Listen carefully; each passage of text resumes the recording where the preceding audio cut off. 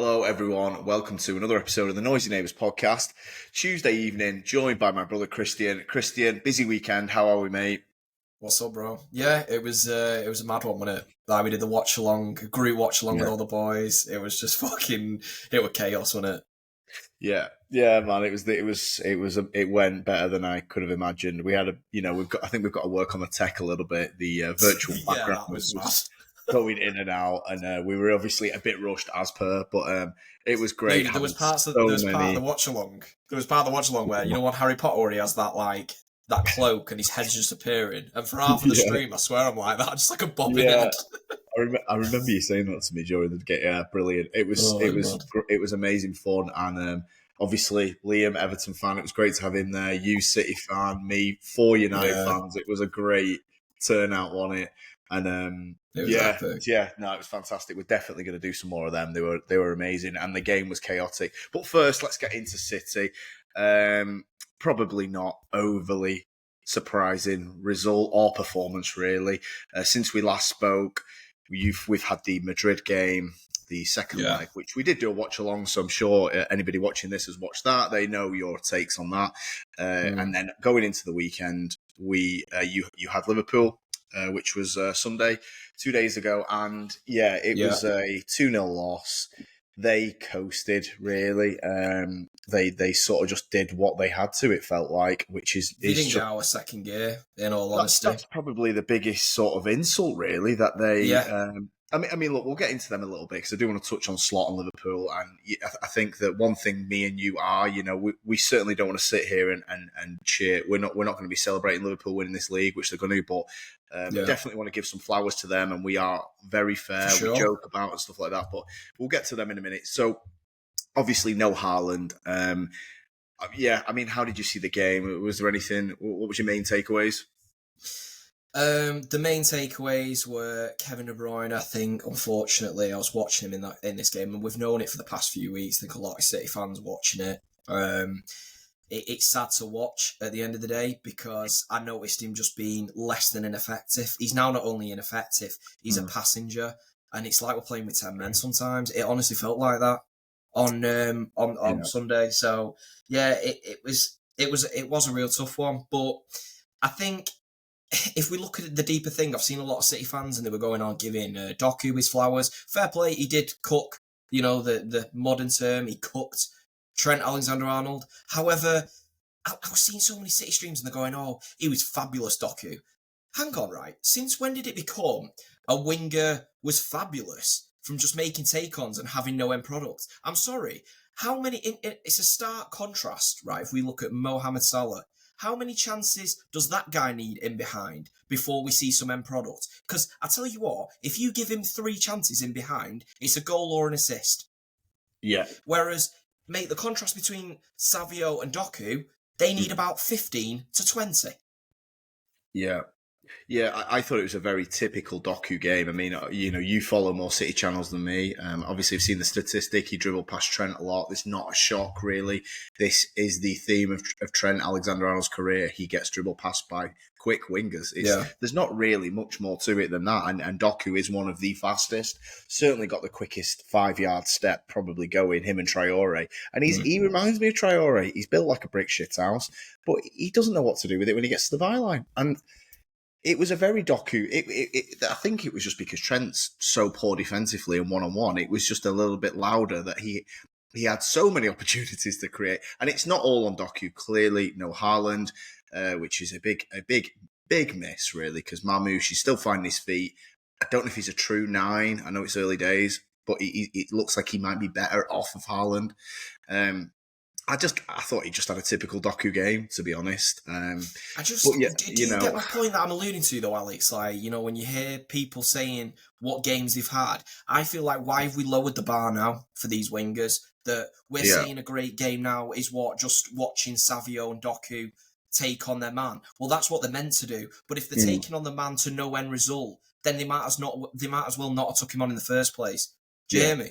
No, I totally agree with you, and I certainly back you up with the way you're approaching this and how you're grading your players, because I'm telling you right now, I see it in my team and the fan base that are meant to be supporting the same club as me, and I sometimes think like I say all the time, I must need a different fucking telly. Don't let them standards slip across your fan base. No. Hopefully you get one day to be big enough to speak for quite a lot of City fans. Don't let it slip, because I'm telling you now, I speak to United fans a lot. You speak to some United fans. You see it on social media. You see it in the mainstream media with the fucking Sky pundits. Yeah. And I don't get it. I don't know why we allow. Look at United. Look at the regression, and we'll come to City's long-term plan in a minute. But you start accepting these slips because you go, well, that's the best you're going to get from Doku. Well, that's not good enough then, because like you said, you touched on a fantastic player at the moment in Mohamed Salah, who is, I think we do need to do, at least give him 5 minutes or so to talk about, because Yeah. he's a unique player and he is having one of the all-time. Look, I mean, at this rate, he's going to break all records this season, because he's got. Mate, it's Ballon d'Or, 100%. Yeah, I mean, he is having the statistical season of all statistical seasons, and he is decisive. It's not, Salah's not everyone's cup of tea, because he plays. He's a forward. It's very hard player to judge Salah. I know what you mean. However, I just want to get your take on this, and I was thinking this on Sunday.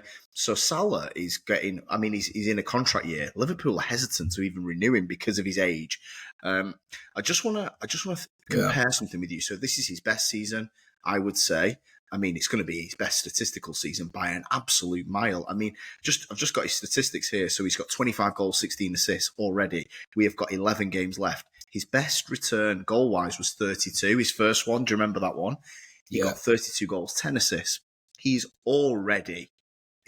going to smash that. He's already got 6 more assists, and he's only 7 goals short of that total. Mate, he is on for a 30 goal, 20 assist season minimum. This is absolutely incredible numbers, and I think there has been an efficiency look at Salah. And you remember Messi in the World Cup. Before anyone comes at me, I'm not comparing Salah to Messi. You remember 35-year-old Messi goes to the World Cup in Qatar. He's not the Lionel Messi of old. He can't pick it up and go past people 10, 11 times a game. He had to pick moments, and the team was constructed to get the most out of those moments from Messi, and they won the World Cup from it. I honestly think Liverpool have done something similar with Salah, where they are allowing him, they've built the team around him, so you've got the midfield three, and then at times, really, Szoboszlai comes in and supports that right-hand side and lets him have possessions off.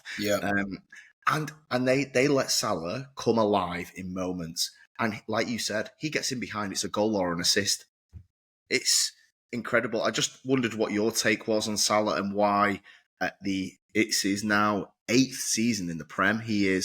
Is he 32? He's 32 years old. Why do you think we are seeing the best version of Salah right now? And like you said, Ballon d'Or probably. I think Salah's very underrated. I actually said it to you, didn't I, over the weekend? And I said, I think a lot of people, you are right, he's a very hard player to gauge. And I think it's weird because I don't know why people don't give him his flowers, like for how good he is. He's an elite finisher. His positional awareness is unbelievable. And not only that, his passing is so underrated. Yeah, that's come on a lot, that. Yeah, I mean, he's God. I mean, not only, and I'm not just talking about his assists, his general play outside the box is phenomenal. His balls, when he cuts in and he can deliver, I tell you what's become a lethal object for Liverpool is when he cuts in on his left and he swings it to the back post and it's a header back across for an open net. When Salah is doing that, it's fucking lethal. I mean, not to mention they've got Trent doing the same thing behind him as well. In terms of Salah, I don't know why. I mean, the biggest thing for me, I don't know why Liverpool are being hesitant on this contract because I don't see that they've got a choice. At the end of the day, unless he's asking for like 5 years on $500,000 a week, I suppose there's a line you've got to draw with it. But I think you've seen City have timed it just right with De Bruyne with the contract renewal situation. It looks like he's not going to get another one, and it looks like he's been on big bucks for a long time, and it's time we release him out of that. But I think Salah has certainly got at least another two at the top level.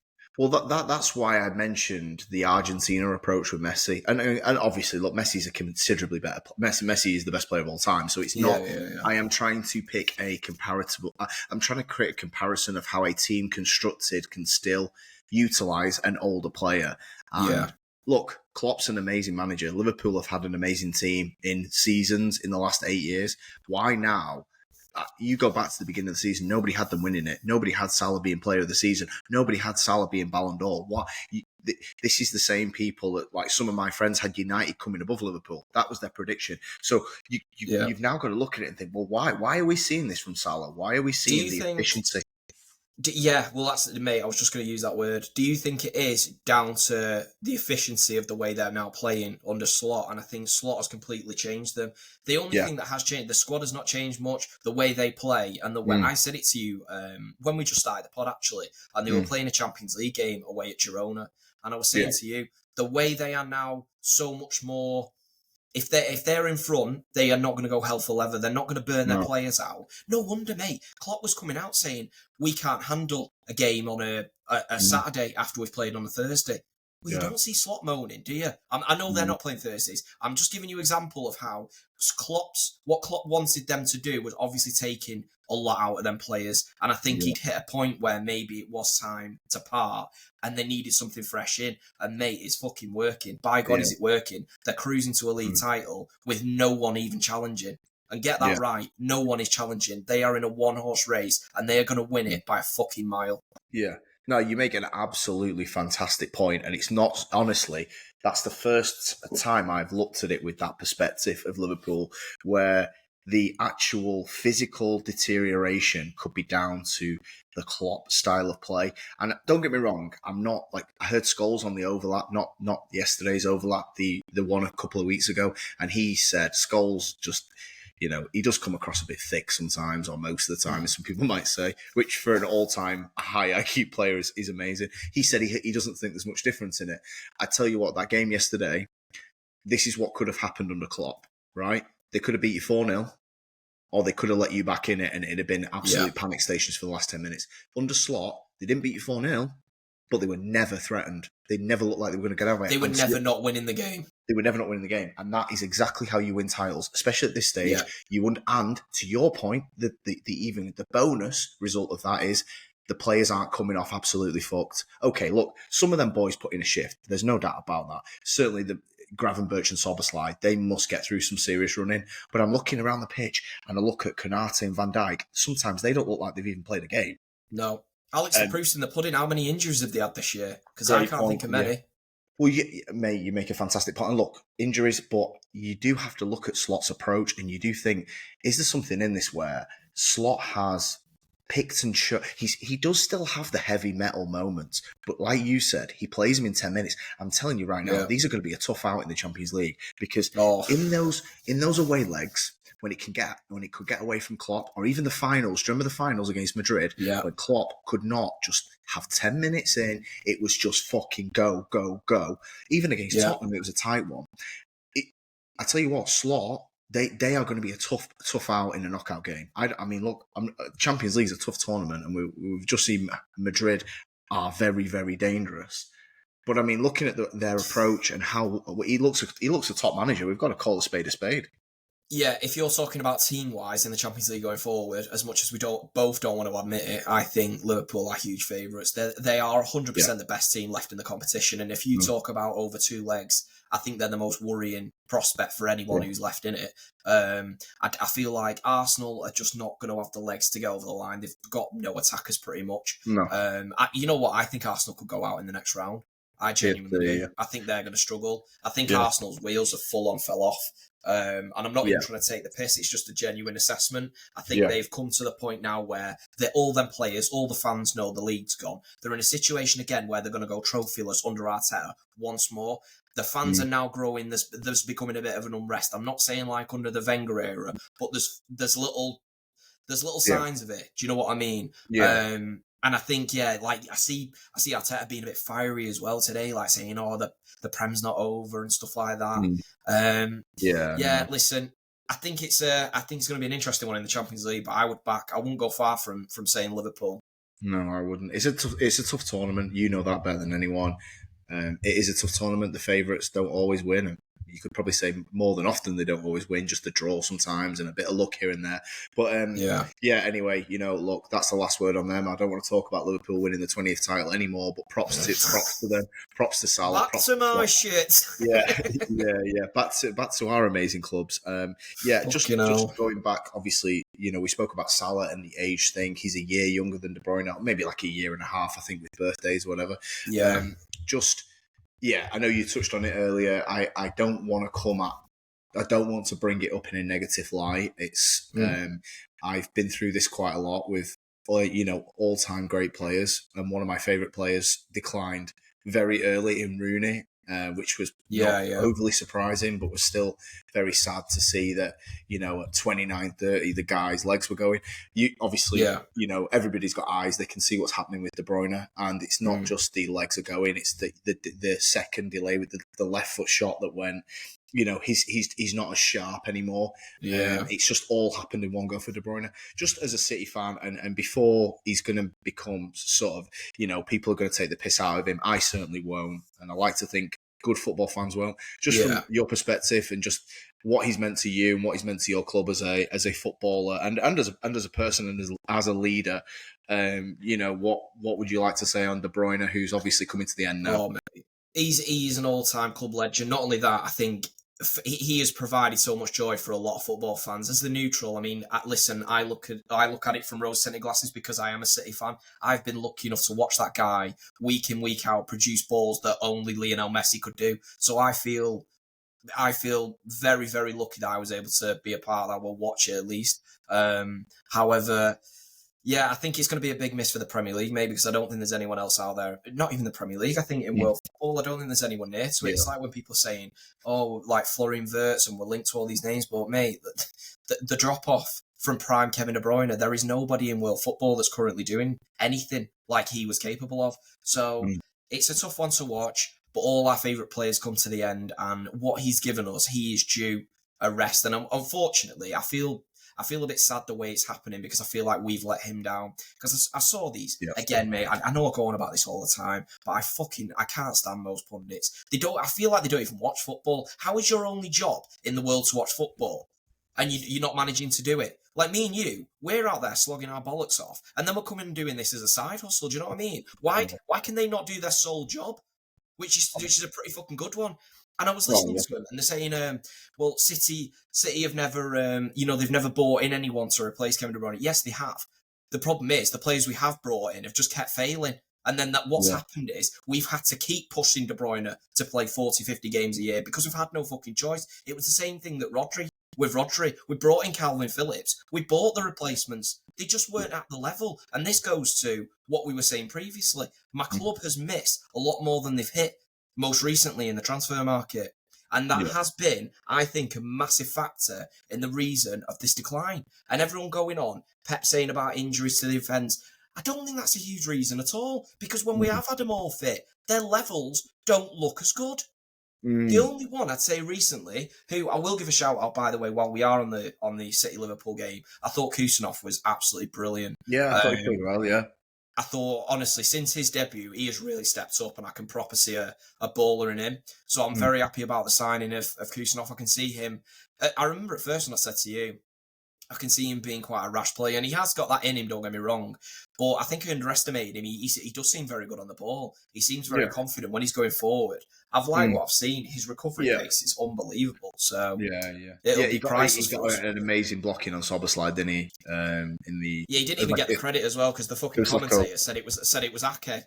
Yeah, no, it was Kusanov at all the ground. It looked like he was one-on-one money. Yeah, I would also like to just piggyback on the De Bruyne stuff, and I can see where this is going, and I know social media is what it is. It's already started, hasn't it? Yeah, and look, we can all have a bit of a laugh, and we all love our clubs and stuff like that.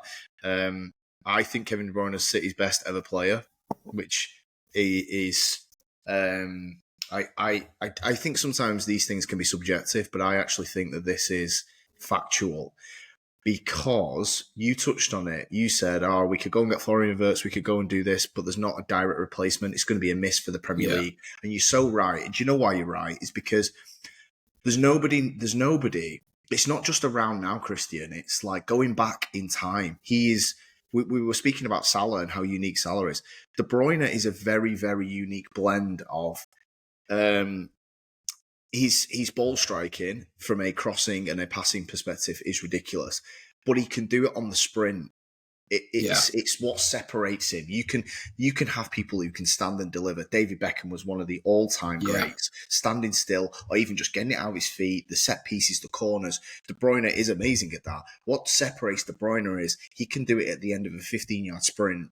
yeah, That is what makes it very, very, very unique. And then you add in the ball striking ability from a shooting perspective. You have the edge of the box shooting. There was a thing on Twitter before. I don't always watch City compilations, but I thought, okay, it was De Bruyne against the top six, and it yeah, was honestly just 18-yard to 20-yard sort of zone shooting from yeah, De Bruyne.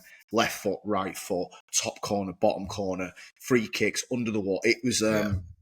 he is one of the all time great shooters from 20 yards. He's just a very unique player, and back in his day, he was actually a very good athlete, and he could carry it. Like I said, it wasn't just at the end of a 10-yard sprint. He was sprinting past people. Like Yeah, De Bruyne had power. He had a little bit of pace. He had enough pace to do what he wanted to do, and that's why it yeah, worked. That 100-point season worked because of his physicality. People look at him now, and obviously the legs have gone, the injuries have caught up, the games have caught up. yeah. Maybe you said he's maybe squeezed a bit too much juice out in the last couple of title runs. Honestly, I just think from a United fan's perspective, I completely echo your thoughts. Obviously, I'm not going to be sad in a way of that he makes you worse, because ultimately that is Oh, what yeah. would make me happy. However, from a footballing perspective, I've said on countless occasions I think he's the best player in the league, and he has deservedly had that mantle for ages. And in seasons where he's Yeah. played 30 games, I think that's been undeniable for like 8 years. Do you know what I mean? So Mate, it's like one of them things, like, where you used to watch Match of the Day back in the day. I mean, I supported City when we had some really bad teams, but I yeah, still used to look forward to Match of the Day, and I used to love, like, Arsenal, when the days when they yeah, had Fabregas and, certain players like that, and you were mm, like, oh, fuck me, I love watching them play, I love the passing, and it's mm, a joy to watch, and I feel like there'll be a lot of players, a lot of fans in the Prem that will miss it, a yeah, lot of neutrals. So yeah, you couldn't be more right in what you said. I couldn't agree more. I think yeah, even the players that you were mentioning as well, like you mentioned David Beckham, who I think is a really good comparison, by the way, because I think he yeah, had bits of Beckham, he had bits of fucking Steven Gerrard. To think yeah. You're you have right. bits of both of them players, they are two absolute greats in their game, who Yeah, had very unique talents in themselves, and he had mm, bits of both. Which and not only that, I think I'm so glad you mentioned this. His dribbling, how powerful he actually was, is so mm, underrated, and it yeah, goes. yeah, A lot of people used to think he was slow, and it's like you don't watch mm, enough of De Bruyne because he breezes past players. It's because yeah. of his build, and I know he doesn't look like he's lightning quick, No, but he was very powerful in stride, and like you said, at the mm, end of his strides, he could literally rocket a shot into the top corner, which yeah. not many players are capable of. So, I mean, yeah, you don't even have to stretch it to sort of this level of Premier League football. Anybody who's played football knows how difficult it is in the 60th, 70th, 80th minute to sprint with the ball for 20 yards and maintain your balance, you get your breathing right and strike it cleanly. It's the yeah. most.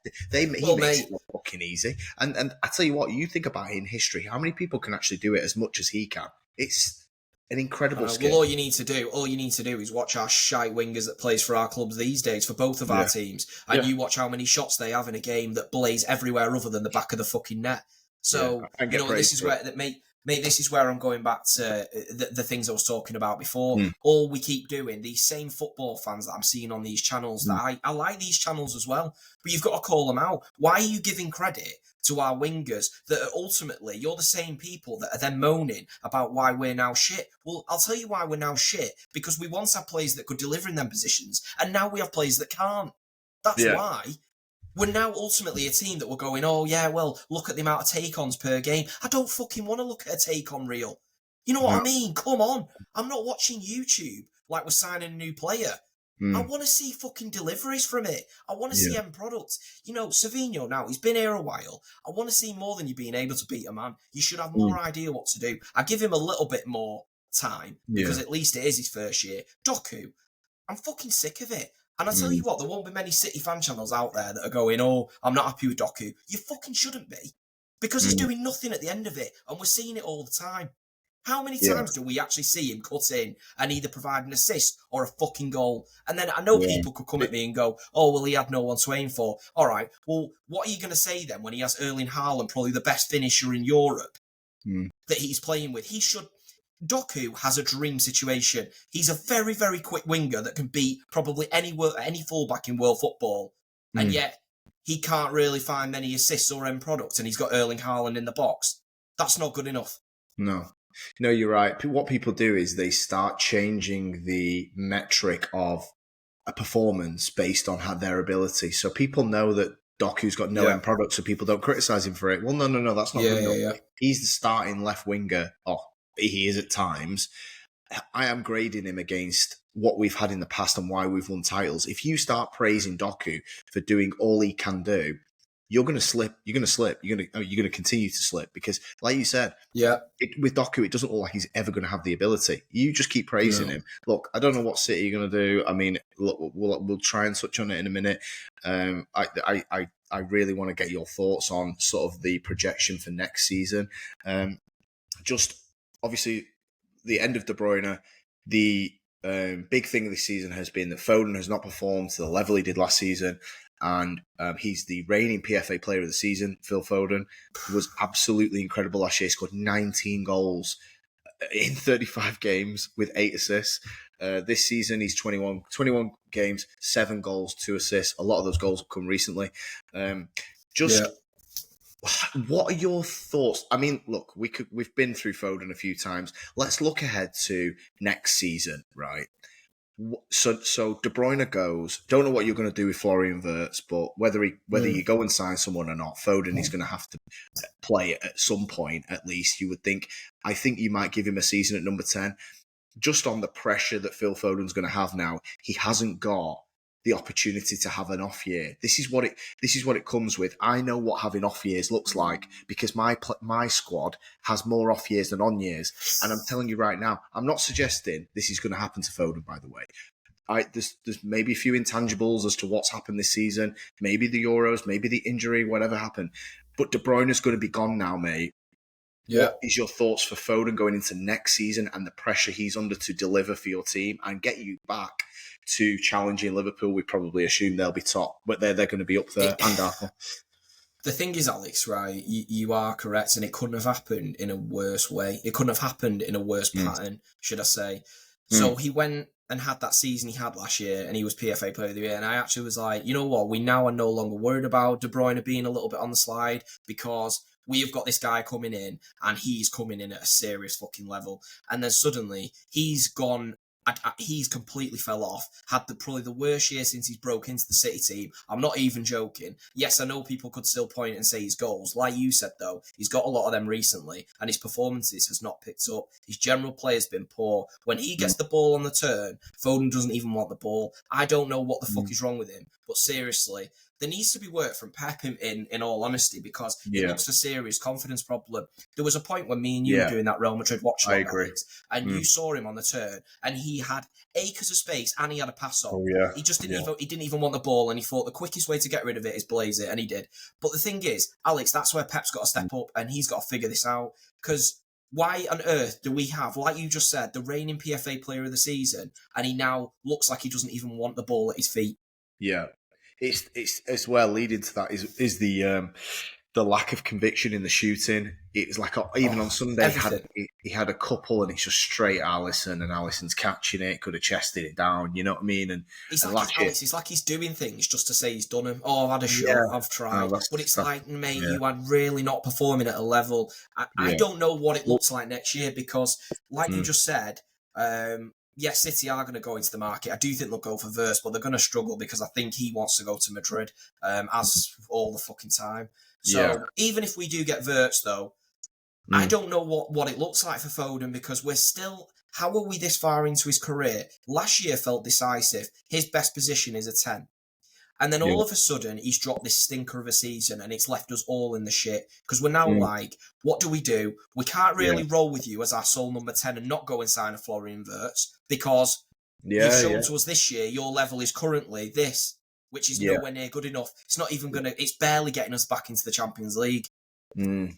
No, You you're know what right. I mean? Yeah. So he's left us in a stinker of a situation, and I don't know Yeah. what they're going to do. I suggest if they do go in and get Florian Wirtz, does that mean he's ultimately going to be a winger forever for Pep?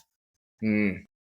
It's a mad one. Yeah. Which Foden, It's- by the way, has come out and said he's pissed off that when he does play anywhere other than the number 10. Surely he's saying this to Pep, or surely Pep's at least aware of it. He fucking Yeah. blasted Southgate for it the other day in the press. Yeah, and that's the thing. You're playing number 10 for this team, and at the end of the day, now we don't know what's going to happen to Liverpool. Like, all you can do is play devil's advocate and think, right?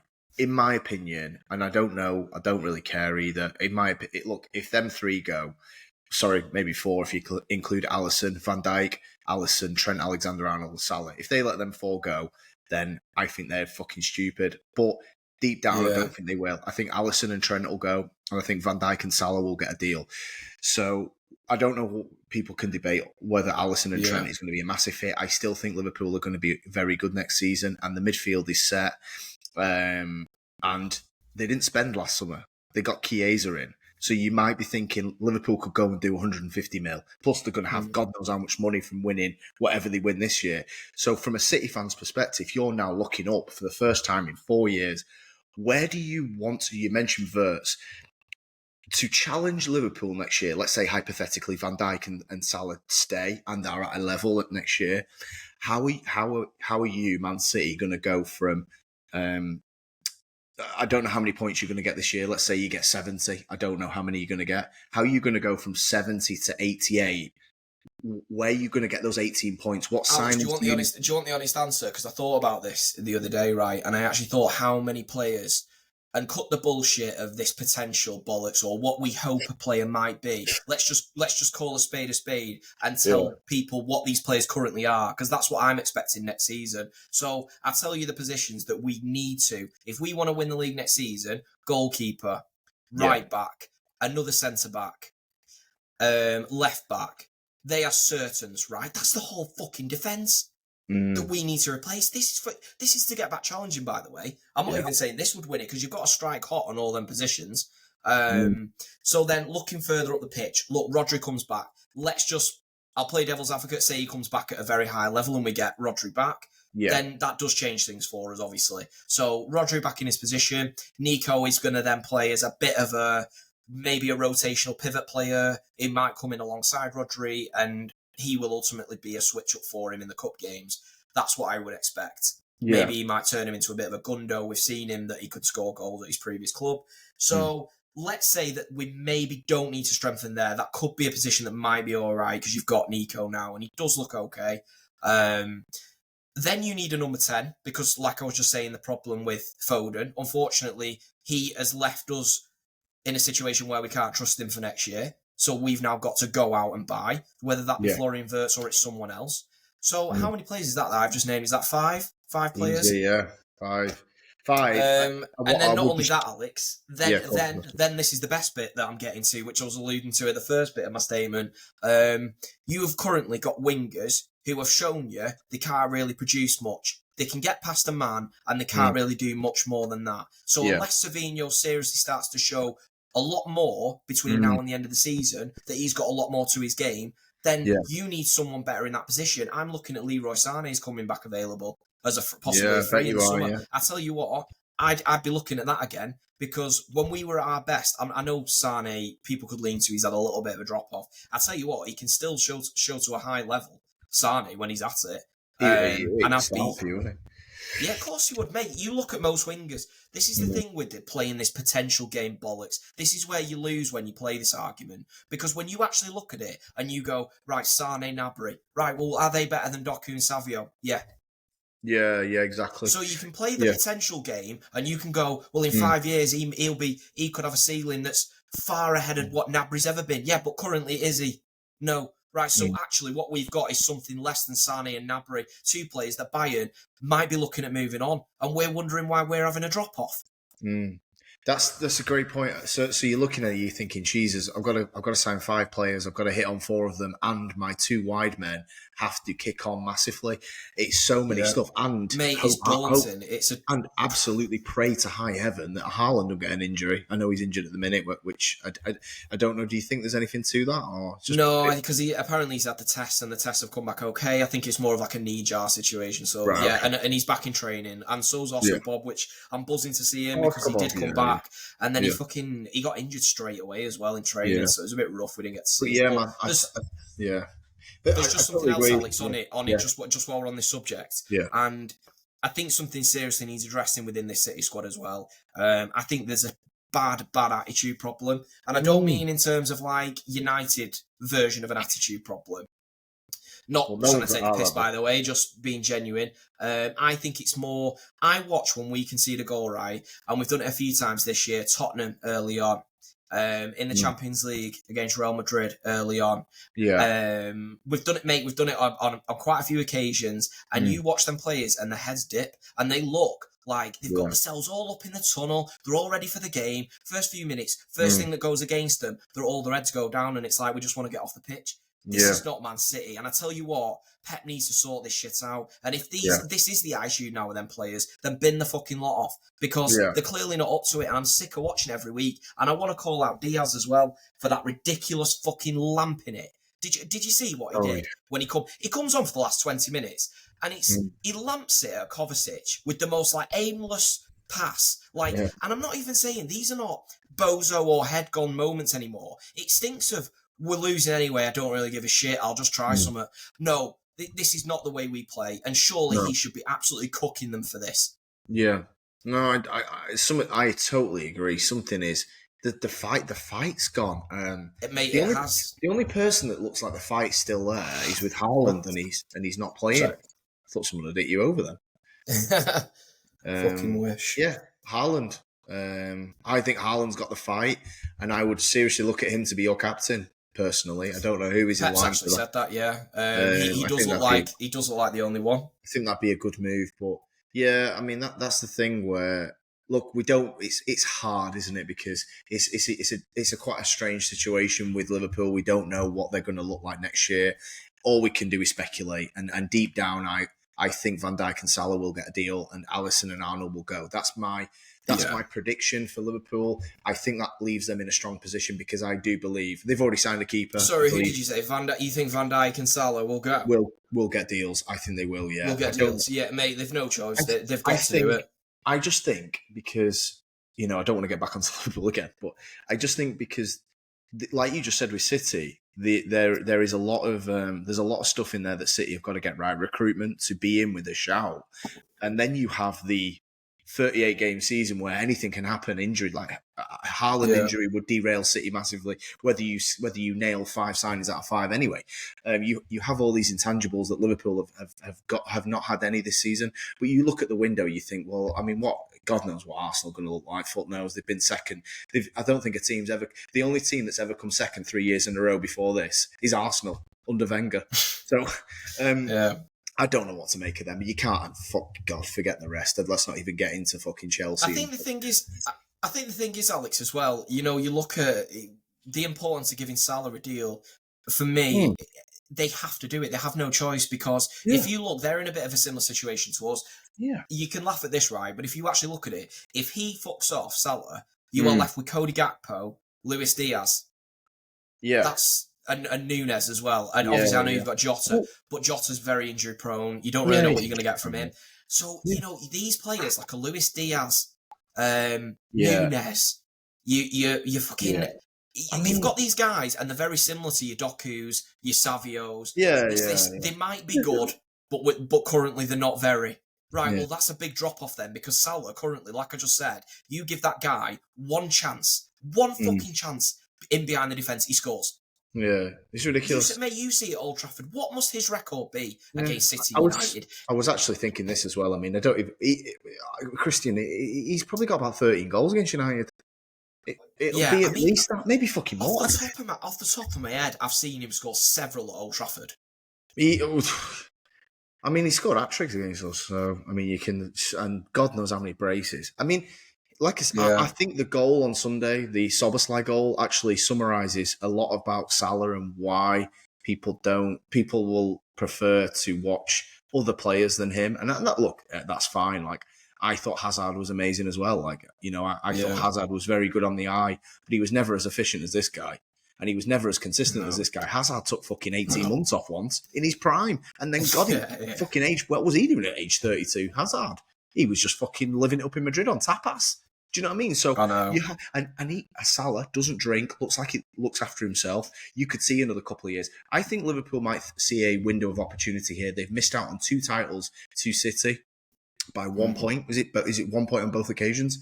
Or 2 points? Yeah. Now Liverpool, this is not the time to be counting pennies. If you No. want my honest opinion, fuck me. I hope they don't, because They have to protect the value as well, because they can't lose him on a free. How are you going to lose the guy that's going to be the best player in the world? He's going to win the Ballon d'Or. How are you then going to lose him on a free to Saudi or something? And mate, would he even go to Saudi? I tell you what, I was just going to say that he has got. I'd move on him if I was Pep. I'd fucking move on him. Yeah, low key. Yeah. No. So I think it's a biggie for City and how you get back to because, like you said, you've seen it with yourself or your team that.